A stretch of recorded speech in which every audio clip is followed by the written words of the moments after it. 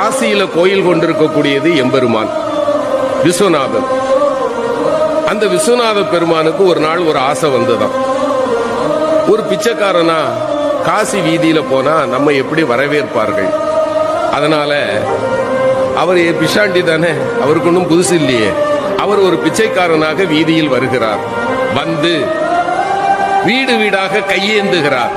காலையிலிருந்து மாலை வரை காசிமா நகர் முழுக்க அலைந்த பிறகும் அன்னபூரணியினுடைய கணவனுக்கு ஒரு பிடி சோறு கொடுப்பதற்கு யாரும் தயாராக இல்லை.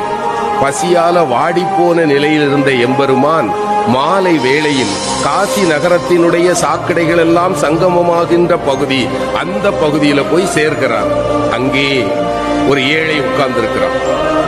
அவன் தொழுநோயாளி. அவனை சுற்றி 4 நாய்கள் இருக்கின்றன. அவன் வேலை என்ன தெரியுமா?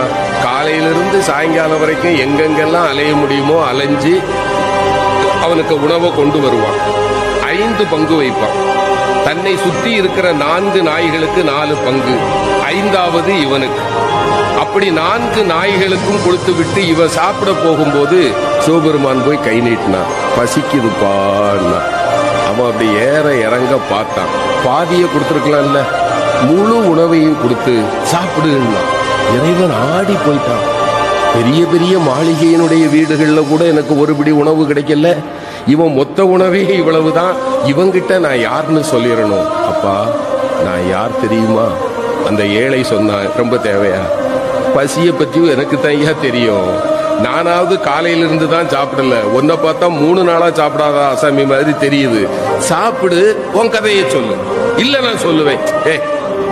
உனக்கும் போக்கிடம் கிடையாது. யாரை பார்த்து? சிவபெருமான பார்த்து.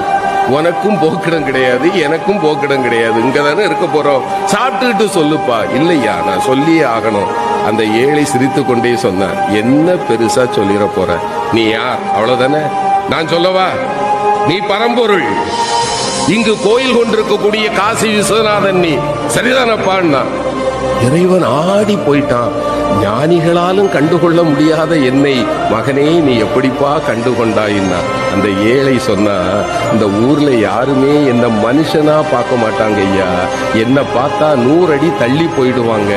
ஆனால் என்னைக்கு சமமாக அமர்ந்து அழுகி போன என் கையில் இருக்கிற உணவை கூட உண்பதற்கு ஒருவன் கையேந்துவான் என்றால் என் கருணை கடலே, உன்னை தவிர வேறு யாரால் ஐயா இது முடியும்? நீ என் முன்னே வந்து அமர்ந்த போதே நான் கண்டுகொண்டேன் நீ யார் என்று.